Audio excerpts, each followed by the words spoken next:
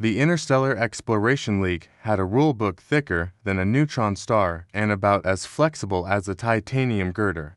It contained 23 protocols for surviving Death World's planets where the local wildlife considered visitors less as guests and more as gourmet takeout. Yet, in all their wisdom, the League had overlooked one critical detail: the importance of a good meal.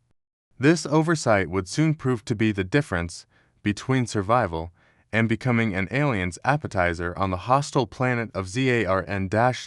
ZARN-9 was a world that seemed to have been designed by a committee of sadistic ecologists with a grudge against life. Its gravity was a punishing 1 point for standard, making every step feel like wading through a vat of molasses.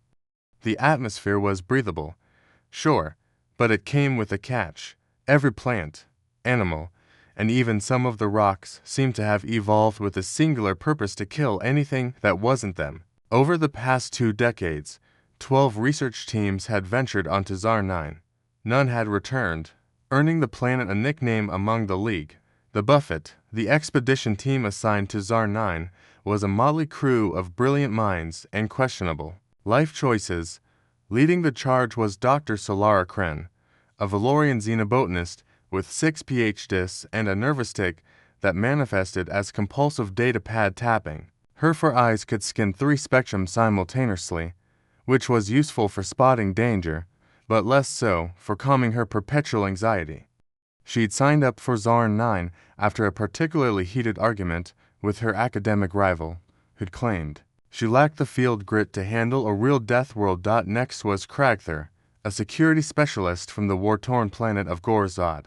His species had evolved to treat diplomacy as a form of cowardice, and his exoskeletal armor could withstand a plasma blast.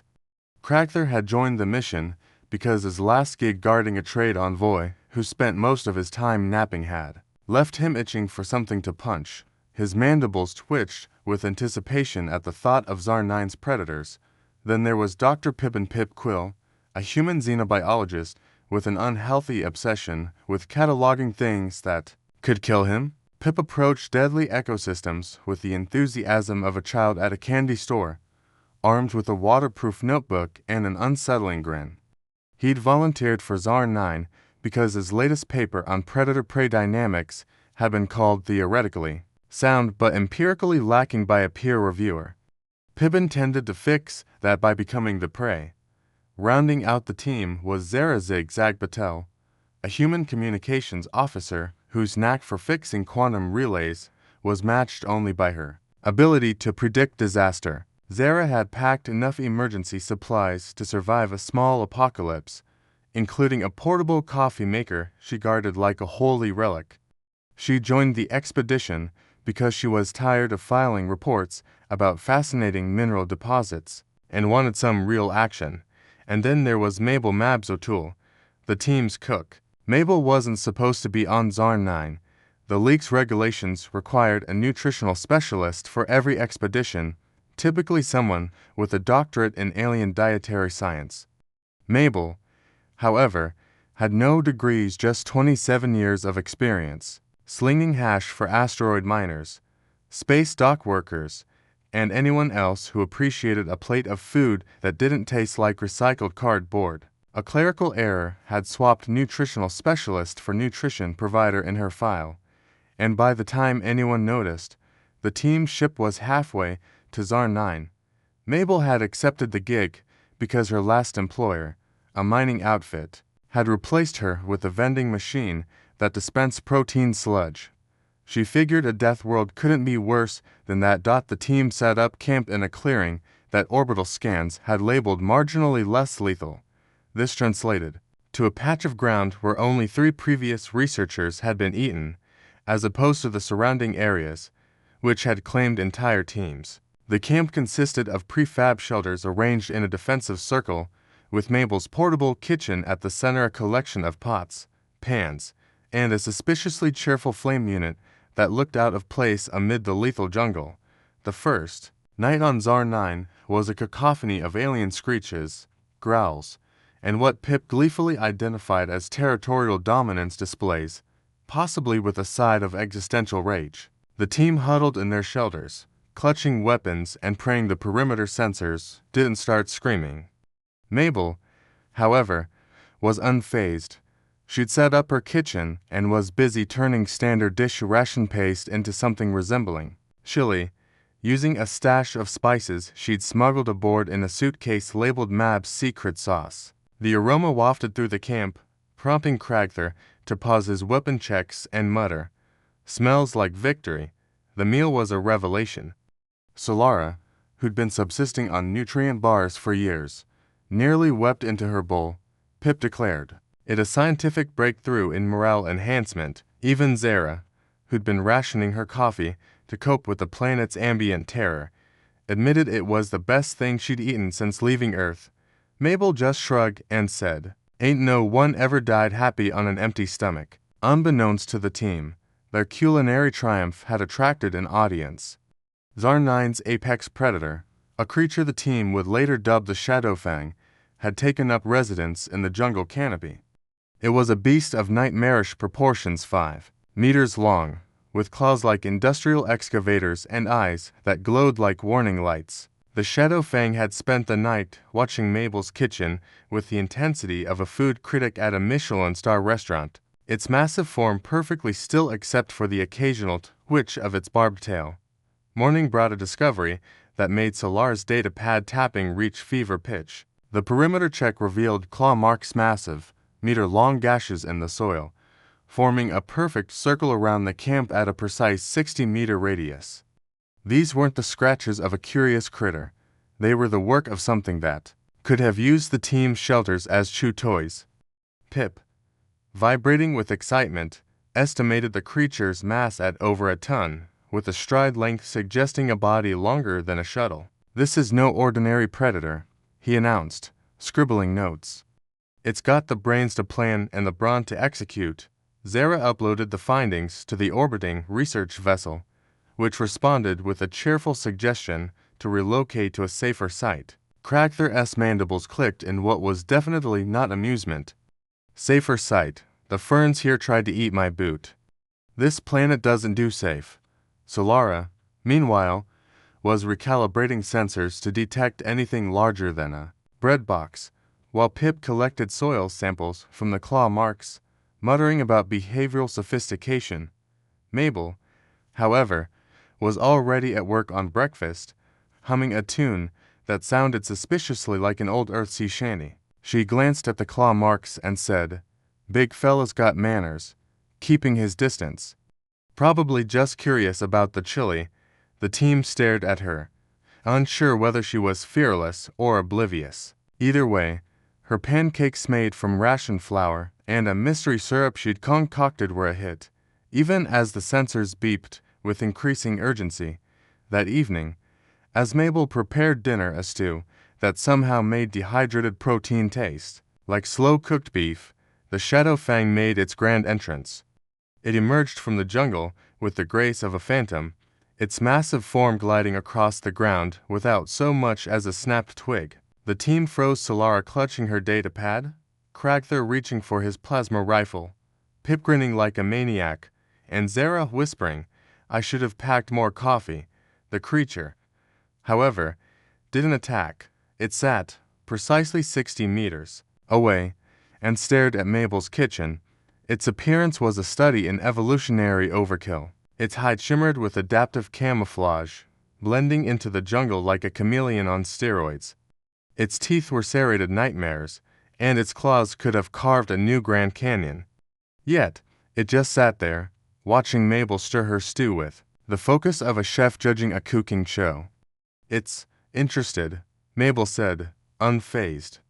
"Maybe it smells the paprika." Against all protocol and the team's increasingly frantic protests, Mabel plated a portion of stew and walked halfway to the creature, setting it down like she was feeding a stray cat. The Shadowfang approached with cautious deliberation, sniffed the offering, and devoured it into bites that suggested both efficiency and enthusiasm. Then it returned to its spot and resumed staring, as if waiting for an encore. The team spent the night in a state of collective panic, except for Mabel, who slept soundly, muttering something about needing more cumin. Morning revealed fresh claw marks, still at that precise 60-meter boundary, but now accompanied by what Pip called observation depressions, spots where the creature had sat for hours, watching the camp. "It's learning," Solara said, her voice a mix of awe and dread. "Or it's planning a menu." By day 4, the expedition had settled into a bizarre routine. Each evening, the Shadowfang appeared during dinner prep, sat at its designated spot, and watched Mabel work her culinary magic. The team, initially terrified, began to adapt. Solara's datapad now included a section labeled Predator Culinary Observations. Pip was drafting a paper titled Gastronomic Diplomacy in Apex Predators. Cragther, still suspicious, had nicknamed the creature Chef's Fan and adjusted security protocols to include monitored death machine for sudden menu changes. Zara, meanwhile, was rationing her coffee with the precision of a quartermaster in a siege. Mabel, for her part, treated the Shadowfang like a regular at her diner. "You're early tonight," she'd say, tossing in extra spices as the creature's ears twitched. She'd started preparing an extra portion each night, which the Shadowfang consumed with what Pip insisted was appreciative body language. When Solara suggested it might be territorial marking, Mabel scoffed. "Territorial? It's just got good taste." The absurdity peaked on day 5, when a pack of smaller predators each the size of a hoverbike and armed with teeth like industrial shredders tried to crash the camp. The Shadowfang intervened with a roar that shook the trees and sent the invaders scattering like roaches in a kitchen raid. Cragther, grudgingly impressed, noted, "It's claiming us as its territory, or its kitchen staff." Mabel, stirring a pot of curry, said, "It's just looking out for its supper club."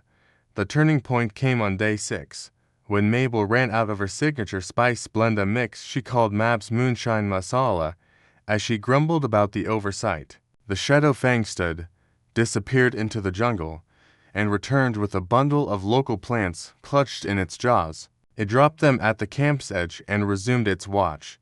Pip, nearly delirious with excitement, analyzed the plants and found they contained compounds nearly identical to Mabel's missing spices, with flavor profiles that enhanced the rations. "Perfectly, it's contributing," Pip said, his voice trembling with academic ecstasy. "This is interspecies collaboration." Solara, tapping her datapad furiously, hypothesized that the creature's olfactory senses had detected chemical similarities between the plants and Mabel's cooking. Zara, sipping her dwindling coffee, muttered, "Great, now we're outsourcing to a monster." Mabel, however, was thrilled. She incorporated the plants into that night's meal, creating a dish she dubbed Zarnine Yambalaya. The Shadowfang's rumbling purr as it ate suggested it approved. The team's scientific briefings took on a surreal tone. Solar's chemical mimicry hypothesis suggested the cooking aromas were triggering pack bonding responses in the Shadowfang. Pip's culinary symbiosis theory argued that the creature saw the team as a food source not in the eating sense, but in the catering sense. Cragther, ever practical, updated his security protocols to ensure Mabel's spice supply remains intact to avoid diplomatic incidents with a ton of claws. The routine was shattered on day 8 when an emergency beacon interrupted Mabel's breakfast prep. The orbiting research vessel reported that a supply drone had crashed 50 kilometers away, stranding its 2-person crew in a region Pip described as a buffet for every predator in 100 clicks. The team had no choice but to mount a rescue, despite the route crossing territory teeming with creatures that viewed humans as walking protein bars. As they packed, the Shadowfang grew visibly agitated, pacing the camp's perimeter and emitting low growls. When the team set out, it followed, maintaining its 60-meter distance, but shadowing them through the jungle. The journey was a nightmare of rustling foliage and distant roars, with the team jumping at every snap of a twig. Mabel, carrying her portable kitchen like a culinary commando, kept up a running commentary. "If we get eaten, I'm blaming the League for not packing extra garlic." The first attack came at dusk, as the team set up a temporary camp. A pack of fang-toothed beasts spips aggressively opportunistic carnivores, charged from the undergrowth, clearly intending to make the team their evening special. The Shadowfang erupted from the jungle like a furry missile, dispatching the lead attacker with a swipe that left a crater in the ground. The rest of the pack fled, leaving the team stunned and Mabel muttering, "That's one way to clear the table." The Shadowfang took up a defensive position around the camp, its presence deterring further attacks. Mabel, undeterred, prepared dinner under its watchful gaze, setting aside a portion that the creature accepted with what Zara swore was a nod. "It's like having a bouncer who works for food," she said, sipping her last coffee packet. The crash drone was a mesa tangle of metal and scattered supplies in a clearing that screamed predator picnic. The crew, a pair of frazzled engineers named Tycho and Lena, had barricaded themselves behind a makeshift wall of cargo crates. They greeted the team with a mix of relief and disbelief, especially when they saw the Shadowfang lurking nearby. "You brought a pet?" Tycho asked, eyeing the creature warily. Mabel, unpacking her kitchen, said, more like a food critic. The extraction would take days, as the orbiting vessel needed time to dispatch a shuttle. In the meantime, the expanded group faced the challenge of surviving in a region where even the grass seemed to have teeth. Fortunately, the Shadowfang wasn't alone. Two more of its kind appeared, forming a protective triangle around the camp. Pip, practically giddy, noted, "Pack behavior. They're treating us as an extension of their social unit." Mabel scaled up her cooking to feed both the team and their new bodyguards, turning the camp into a makeshift diner. The predators took turns patrolling, their coordination suggesting a level of intelligence that made Solar rewrite half her datapad entries. During one meal, as Mabel demonstrated her emergency biscuit technique, the lead Shadowfang tilted its head, as if memorizing the recipe. "Next thing you know, it'll be asking for a cookbook," Zara quipped. The breakthrough came during a routine analysis of Mabel's cooking smoke. Pip, sniffing the air like a sommelier, detected compounds that matched the Shadowfang's pack-bonding pheromones. "It's not just the food," he said, eyes wide. "The cooking process, flame, spices, the whole shebang is releasing chemicals that mimic their social cues. We're not just feeding them, we're family." Solar's datapad nearly overheated as she cross-referenced the findings. Every major interaction with the Shadowfang corresponded to evenings when Mabel used her open flame grill and heavy spice blends. Cragther, cleaning his rifle, grunted, "So we're drugging them with dinner." Mabel, flipping a pancake, laughed, "Call it seasoning with benefits." The revelation reframed everything. The Shadowfang wasn't protecting them out of curiosity or territorial instinct. It had chemically bonded with them, thanks to Mabel's cooking. The team's survival hinged on a culinary accident, a fact that left Solar muttering about redefining xenobiology and Zara lamenting her empty coffee stash. The extraction shuttle arrived on day 12, landing in a clearing the Shadowfangs had cleared of threats. The pilot, Captain Nguyen, blinked at the sight of three massive predators guarding a camp kitchen. "This isn't in the manual," he said, as Mabel handed him a biscuit. The team loaded the supplies and crew, but the Shadowfangs grew restless, pacing and growling as if sensing the departure. Mabel, ever the diplomat, prepared a final feast, using the last of her spices and the Shadowfang's planned contributions. She set out portions for each predator, speaking to them like old friends. "Don't worry, we'll visit," she said, as the lead Shadowfang nudged a pile of plants toward her. Samples that later analysis confirmed could replicate the bonding pheromones. The ascent to the orbiting vessel revealed the extent of the Shadowfang's territory, a vast swath of jungle under their control. "We were never in danger," Cragther realized, reviewing the shuttle's scans. "They own this place." Back aboard the research vessel, the debriefing was a mix of awe and disbelief. Commander Ruiz, the vessel's CEO, shook his head. "You're saying we survived because of cooking?" The discovery, dubbed the O'Toole Protocol, sparked a galactic paradigm shift. The League revised its manuals, adding culinary integration to exploration protocols. Mabel was promoted to Chief Interspecies Culinary Liaison, a title she accepted with a shrug and a request for a bigger spice budget. Within months, other expeditions reported success using similar techniques: fermentation on ice worlds, mineral infusions on volcanic planets, even fruit-based lures in jungle ecosystems. A year later, Mabel delivered the keynote at the League's annual conference, titled Cooking Your Way to Survival: Biochemical Diplomacy in Hostile Ecosystems. Her audience, a mix of scientists, soldiers, and corporate explorers, hung on her every word as she explained how a good meal could turn predators into protectors. "It's simple," she said, holding up a jar of her moonshine masala. "Everybody loves a home-cooked meal, even if their home is a death world." The O'Toole Protocol transformed exploration, opening dangerous worlds to research and development. Universities launched programs in culinary xenobiology, and military units hired chefs as tactical advisors. Mabel's consulting firm, Mab's Galactic Grub, became the go-to for predator integration strategies. The Shadowfang pack, monitored remotely, continued to guard the original campsite, as if waiting for Mabel's return. The irony wasn't lost on anyone. The League had spent trillions on weapons and tech, only to find that the key to survival was a cook with a knack for spices. As Mabel put it, stirring a pot for a documentary crew, "The universe is a hungered place. Feed it right, and it'll be your friend."